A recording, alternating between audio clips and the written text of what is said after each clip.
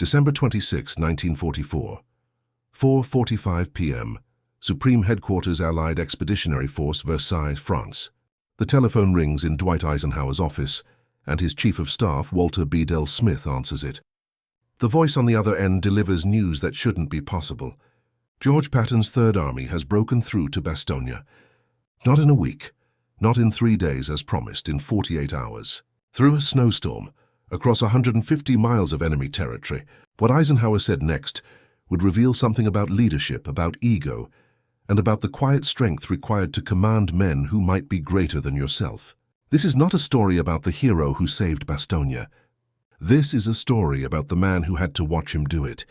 To understand what Eisenhower said in that moment, you need to understand 3 things about the situation he was facing. First, the Battle of the Bulge had caught the Allies completely off guard. On December 16th, Hitler had thrown 200,000 men and 500 tanks through the Ardennes, the same forest pathway Germany had used to invade France in 1940. The American forces, spread thin and resting in what they thought was a quiet sector, were overwhelmed.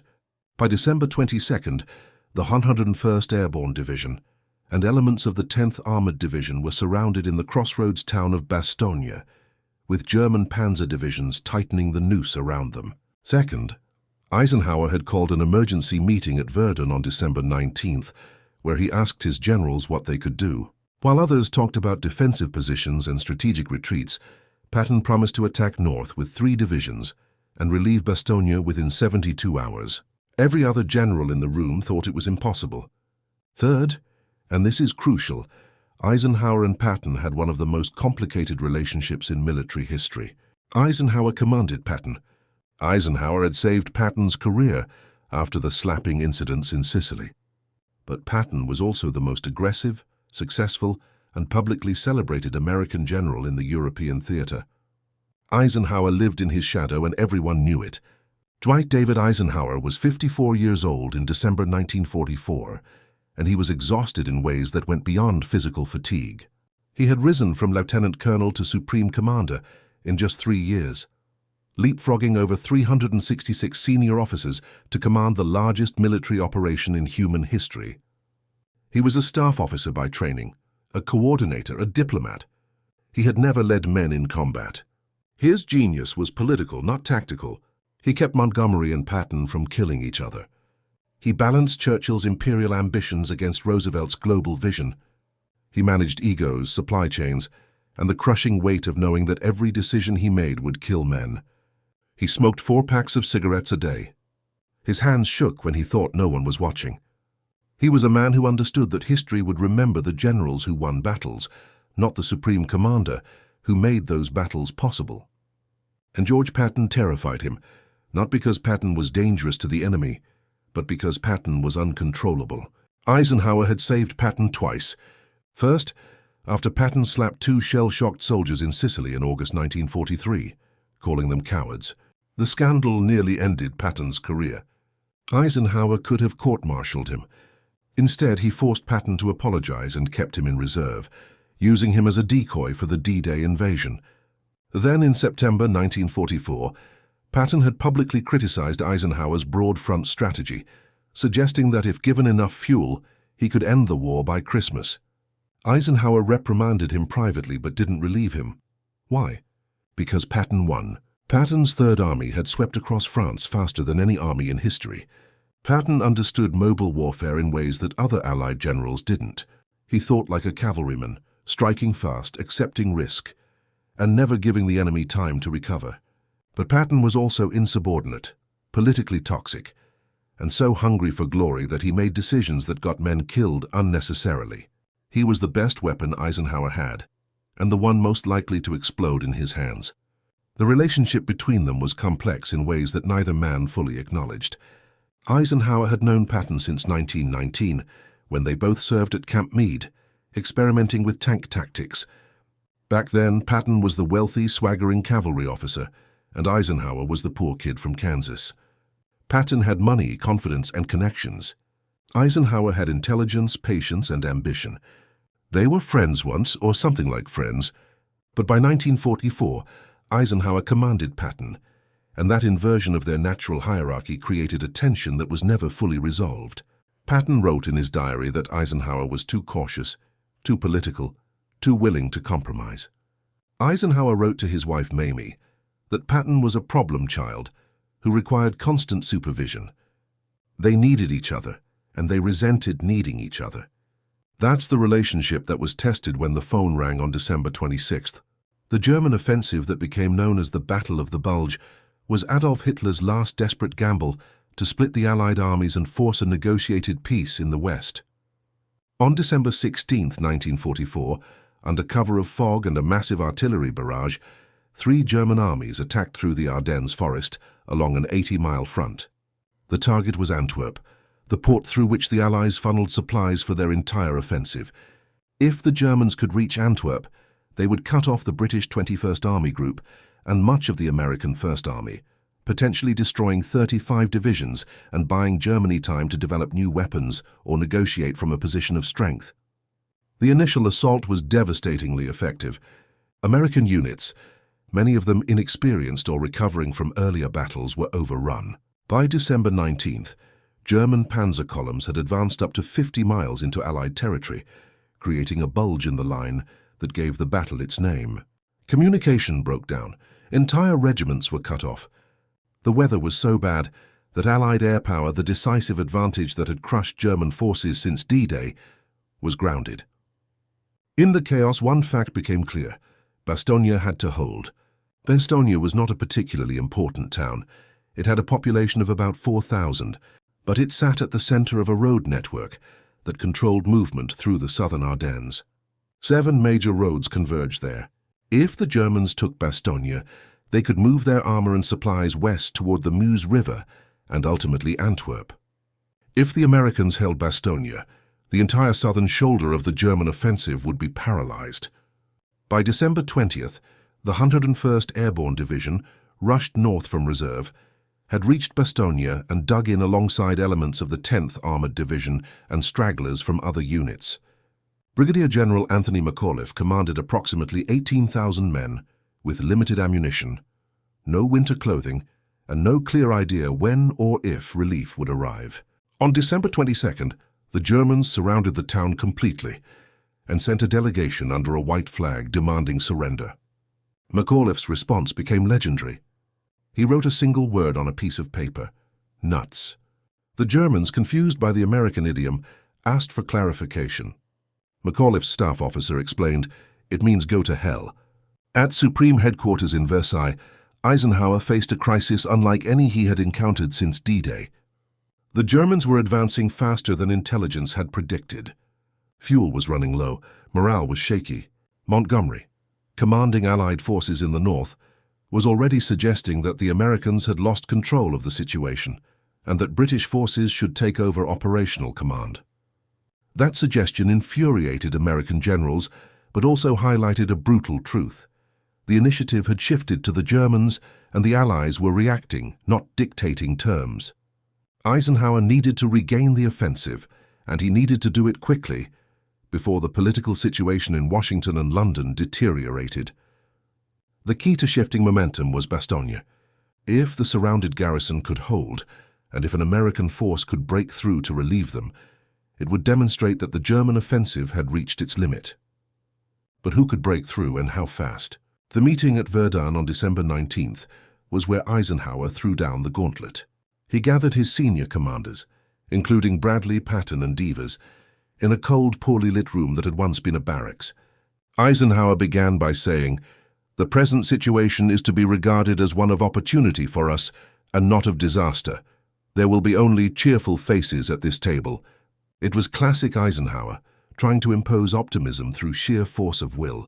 He asked each general what they could do.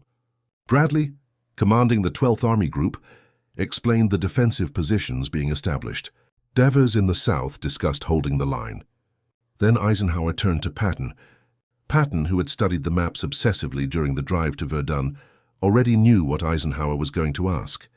Eisenhower said, "George, I want you to take command of the battle. When can you attack?" Patton replied, "On December 22nd with 3 divisions." The room went silent.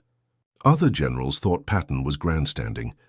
To attack north meant disengaging from current operations, rotating an entire army 90 degrees, moving through winter weather, and striking into the flank of a German offensive. Most military theorists would say it required weeks of planning. Patton was promising 72 hours. Eisenhower knew Patton well enough to recognize when he was serious versus when he was performing. This was serious. Patton had already, without orders, instructed his staff to prepare contingency plans for a northward attack. He had 3 plans ready, depending on whether Eisenhower wanted an attack with 1, 2, or 3 divisions. This kind of foresight was why Patton was invaluable. But it was also why he was dangerous. He had anticipated orders and begun preparations before those orders were given. Technically, that bordered on insubordination. But Eisenhower couldn't afford to care about protocol. He gave Patton the order, take the Third Army north, break through to Bastogne, and do it as fast as possible. Patton left Verdun immediately. The weather was so bad that his driver couldn't see the road. Patton navigated by compass, sitting in the front seat of his jeep, directing turns through the snowstorm. By the time he reached his headquarters, his staff had already begun moving units. The impossible maneuver had begun. What Patton accomplished between December 19th and December 26th was one of the most remarkable logistical and tactical achievements in military history, and understanding it is essential to understanding what Eisenhower said when it was over.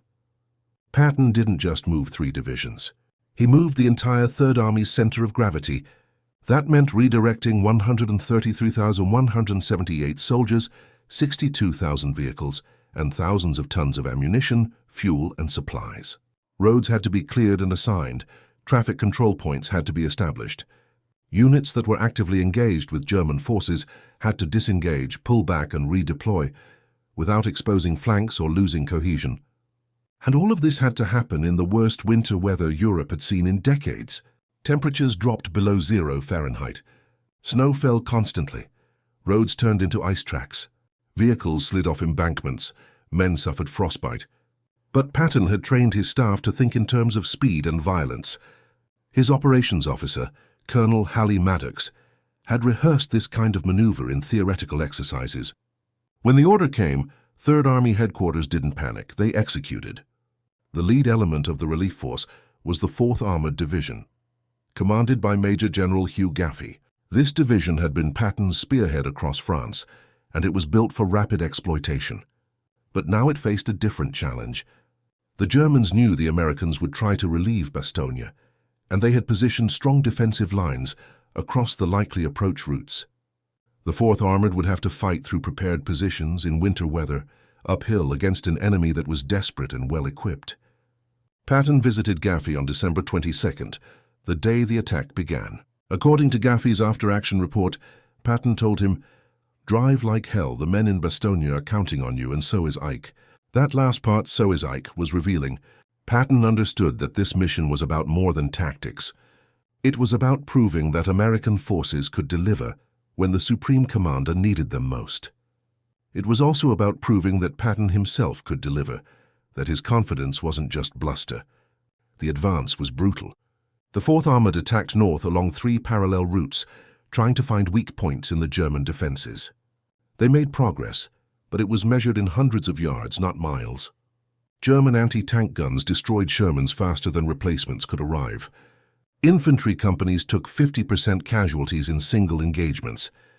The weather remained terrible, and the air support that Patton desperately wanted stayed grounded. By December 24th, Christmas Eve, the 4th Armored was still 5 miles from Bastogne. Inside the surrounded town, ammunition was running critically low. The defenders were rationing artillery shells, firing only at confirmed targets. Medical supplies were exhausted. The wounded lay in makeshift aid stations with minimal morphine and no way to evacuate. On December 23rd, the weather had cleared briefly, allowing a massive supply drop by C-47 transport aircraft. Parachutes filled the sky over Bastogne, and the defenders cheered as bundles of ammunition, medical supplies, and food drifted down. But everyone knew that supply drops couldn't sustain the defense indefinitely.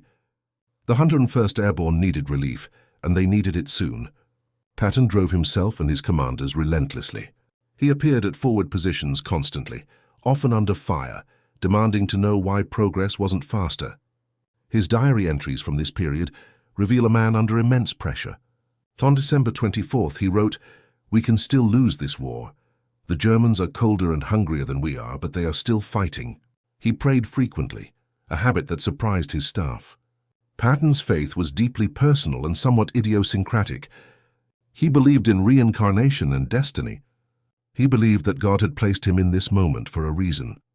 On Christmas Day, December 25th, he attended religious services at a chapel near his headquarters. The chaplain later reported that Patton prayed aloud for clear weather, so his aircraft could fly and his tanks could see to shoot. That afternoon, the weather began to clear. The next day, December 26th, would decide everything. The breakthrough came from an unexpected direction. While the main elements of the 4th Armored Division fought through German defenses on the primary roads, a smaller task force, commanded by Lieutenant Colonel Creighton Abrams, found a gap in the German lines to the southwest of Bastogne. Abrams was a tank commander in the mold of Patton himself, aggressive, intuitive, and willing to take risks. His task force consisted of the 37th Tank Battalion and elements of the 53rd Armored Infantry Battalion, roughly 800 men and 40 tanks. On the afternoon of December 26th, Abrams' force smashed through the last German defensive position and reached the perimeter of Bastogne at 4:45 p.m. The first tank to enter the town was a Sherman commanded by Lieutenant Charles Boggess. He pulled up to a 101st Airborne foxhole and asked the startled paratrooper, "Where's the 101st?" The paratrooper pointed toward the town center and said, "Right here, keep going." The siege was broken. The news reached Patton's headquarters within minutes. Patton was in his office when the radio message arrived. He read it, allowed himself a brief smile, and then immediately ordered his communications officer to contact Schaeff. He wanted Eisenhower to know that Third Army had delivered on its promise. The call was routed through military switchboards, and because of atmospheric interference and distance, there was a delay. By the time the connection was established, it was after 5:01 p.m. Patton didn't speak directly to Eisenhower. The call was taken by Walter Bedell Smith, Eisenhower's chief of staff. Smith was a hard man, a professional soldier who served as Eisenhower's enforcer and bad cop. He was not sentimental and he was not easily impressed. Patton's message was brief. Third Army had reached Bastogne. The 4th Armored Division had broken through. The siege was over. Smith acknowledged the report and said he would inform the Supreme Commander immediately. Then Smith walked down the hallway to Eisenhower's office and delivered the news. What happened next was witnessed by several officers who were present in Schaeff headquarters that evening. Eisenhower was at his desk, studying maps and reports, smoking constantly. Smith entered, closed the door behind him and said, "Patton's reached Bastogne." Eisenhower looked up. He didn't speak immediately. The room was silent, except for the sound of snow tapping against the windows. Finally, Eisenhower stood, walked to the map on the wall and traced the route from Patton's starting position to Bastogne with his finger. 250 miles, 48 hours, against prepared defenses in a snowstorm. He turned back to Smith and the other officers present, and he said something that revealed the depth of his character and the burden of his position. He didn't celebrate. He didn't congratulate himself on making the right call. Instead, according to Smith's memoir and the accounts of other witnesses, Eisenhower said this, "I told George it couldn't be done. I told him he was promising more than he could deliver, and the son of a bitch did it anyway." What makes Eisenhower's response so significant is what he didn't say. He didn't take credit for the decision to send Patton north. He didn't minimize the achievement. He didn't express relief or joy, even though the relief of Bastogne was the first major Allied victory since the German offensive began. Instead, he acknowledged that he had doubted Patton, and he acknowledged that Patton had been right. For a supreme commander to admit doubt in front of his staff required extraordinary humility. For Eisenhower specifically, a man who lived in constant fear that his lack of combat experience made him inferior to the battlefield commanders he led, this admission was almost painful. The phrase "son of a bitch" was not an insult in this context. It was respect, grudging and real. Patton had done what Eisenhower thought was impossible, and in doing so, he had validated Eisenhower's decision to trust him with the mission despite all the risks. The officers present in the room that evening later described Eisenhower's demeanor as reflective, almost sad. One staff officer, Major General Kenneth Strong, the Chief of Intelligence, wrote in his memoir that Eisenhower seemed to be grappling with something beyond the tactical success. The relief of Bastogne was strategically important. It signaled that the German offensive had culminated and that the Allies were regaining the initiative. But it also highlighted the tension inherent in Eisenhower's role. He was the supreme commander, but he was not the hero. The heroes were men like McAuliffe, who held Bastogne, and Patton, who relieved it. Eisenhower's contribution was making the decision to give Patton the mission and then enduring the wait while Patton executed it. That kind of leadership doesn't generate headlines or glory. It generates ulcers and sleepless nights. In the days following the breakthrough, Eisenhower visited Bastogne personally. On December 30th, he flew to Luxembourg and then drove north through the battlefield. The trip was dangerous. German artillery still ranged over the roads, and the front lines were fluid. Eisenhower's security detail protested, but he insisted on going. When he reached Bastogne, he met with McAuliffe and toured the destroyed town. Buildings were rubble. Bodies, both American and German, lay frozen in the streets. The stench of cordite and death was overwhelming. Eisenhower walked through the aid stations, where wounded paratroopers lay on stretchers, and he spoke quietly with the medics. Then he drove to the 4th Armored Division's forward headquarters and met with Gaffey and Abrams. He shook hands with the tank crews who had broken through. He didn't give a speech. He simply thanked them for their service and told them that their country was proud of them. It was classic Eisenhower, understated, genuine, and deeply human. The meeting between Eisenhower and Patton after the relief of Bastogne was more complex. Patton arrived at SHAEF headquarters on January 2, 1945, expecting congratulations or perhaps a promotion. What he got was a private meeting in Eisenhower's office, where Eisenhower praised the operational success, but also reprimanded Patton for statements he had made to the press. In the immediate aftermath of the breakthrough, Patton had given interviews in which he claimed that Third Army had single-handedly saved the situation and implied that other Allied commanders had been too slow to react.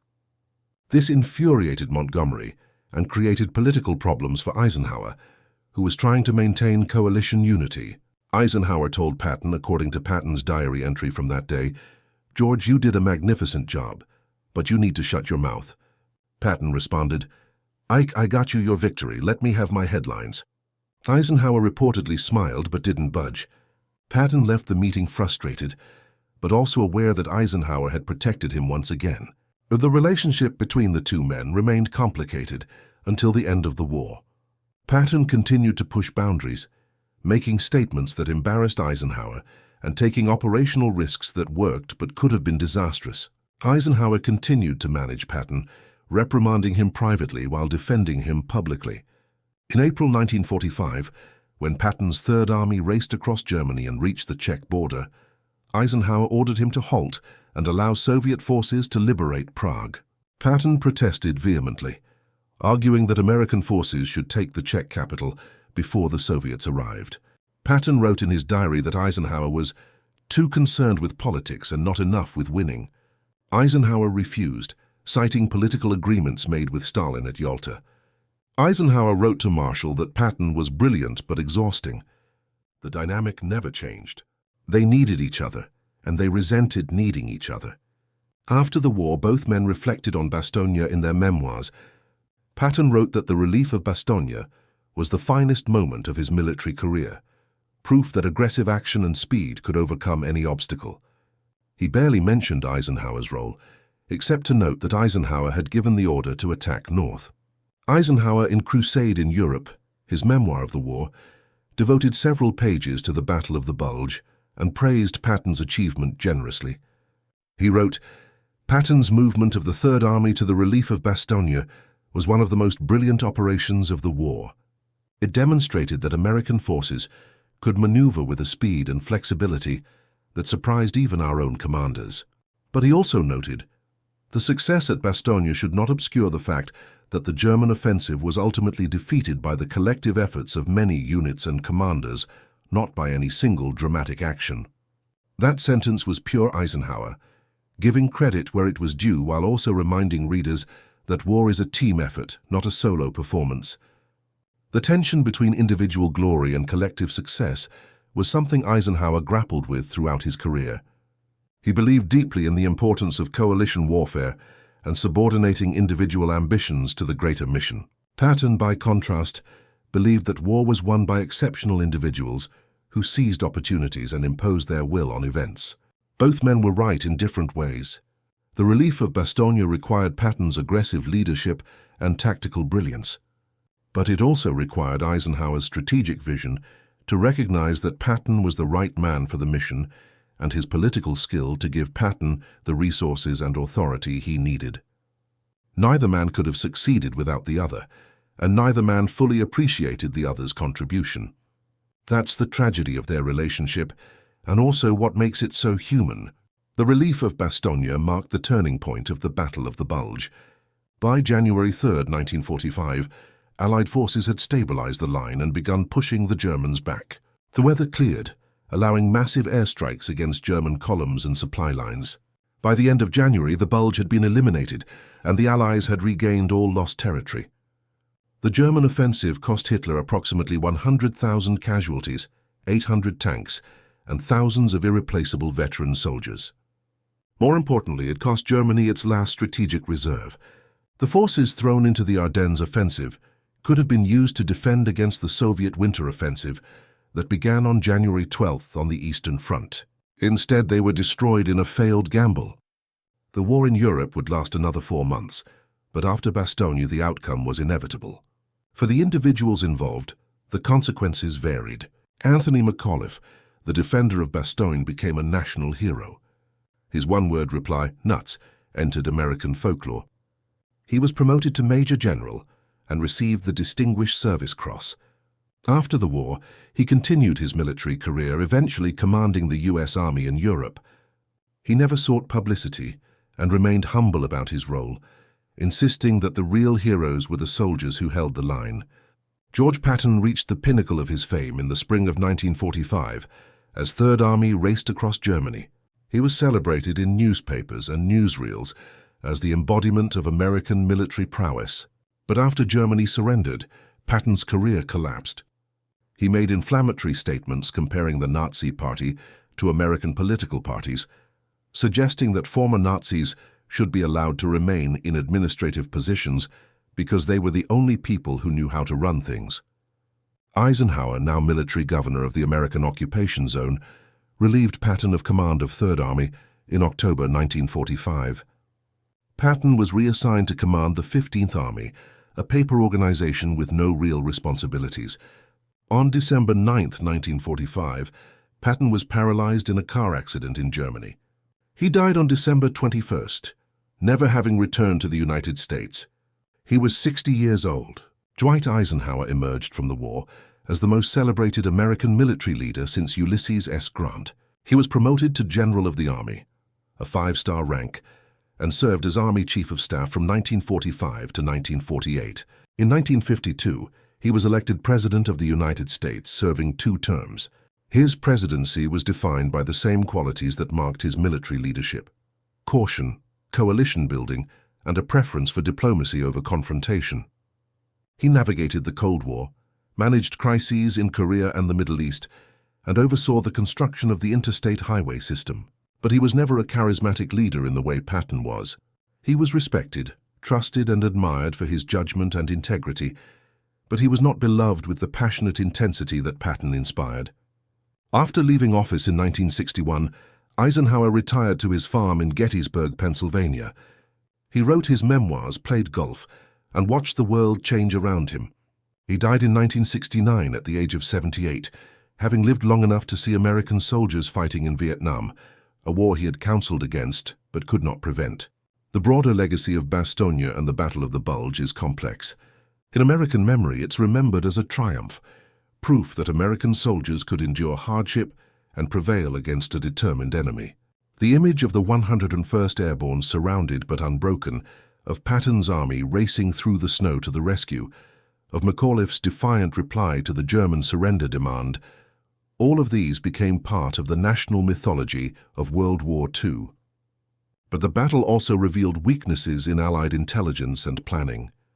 The Germans achieved complete tactical surprise because Allied commanders, including Eisenhower, underestimated Hitler's willingness to gamble everything on one last offensive. The initial American response was confused and uncoordinated. Entire units were overrun or surrendered. It took days to organize an effective counterattack. If the weather hadn't cleared, allowing air support, or if Patton hadn't been able to disengage and pivot north as quickly as he did, the outcome could have been very different. The Battle of the Bulge was a victory, but it was also a near disaster, and that reality is often forgotten in the celebration of the relief of Bastogne. What Eisenhower said when Patton reached Bastogne reveals something essential about leadership that we often forget in our obsession with heroes and dramatic moments. Leadership at the highest level is not about being the strongest or the boldest or the most celebrated. It's about recognizing who you are, who you're not, and using people who are better than you at things you cannot do. Eisenhower knew he wasn't Patton. He couldn't inspire men to march 150 miles through a blizzard on willpower alone.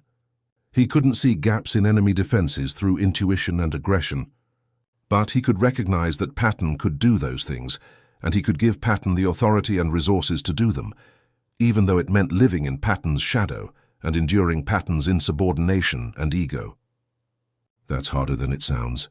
Most leaders, when faced with a subordinate who is more talented or more celebrated, find ways to diminish or constrain them. Eisenhower didn't. He used Patton, managed him, protected him, and when Patton delivered, Eisenhower gave him credit. The phrase, "the son of a bitch did it anyway," is not just an acknowledgement of success. It's an acknowledgement that Eisenhower had doubted, and that Patton had proven him wrong, and that being proven wrong by someone you command requires a kind of humility that is rare in any field, but especially in war. We tend to remember the Pattons of history, the bold commanders who take risks and win glory. We forget the Eisenhowers, the men who make it possible for the Pattons to succeed. That's unfair but inevitable. Patton's story is dramatic. Eisenhower's story is subtle. Patton's achievements are visible on the battlefield.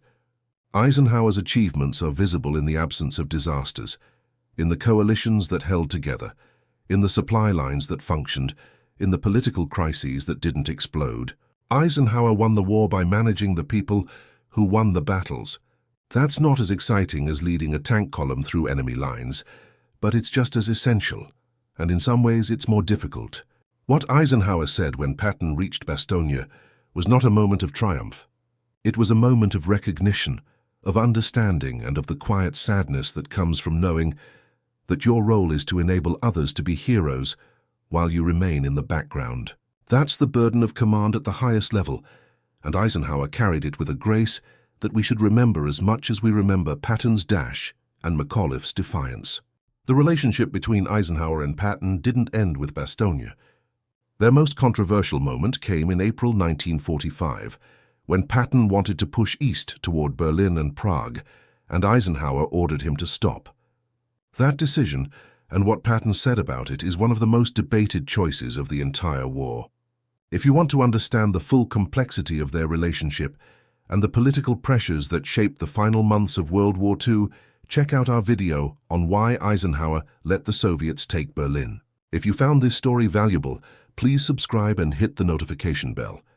We dive deep into military history, not because we love war, but because we believe that understanding how leaders make decisions under impossible pressure can teach us something about courage, humility, and the cost of responsibility. Thank you for watching.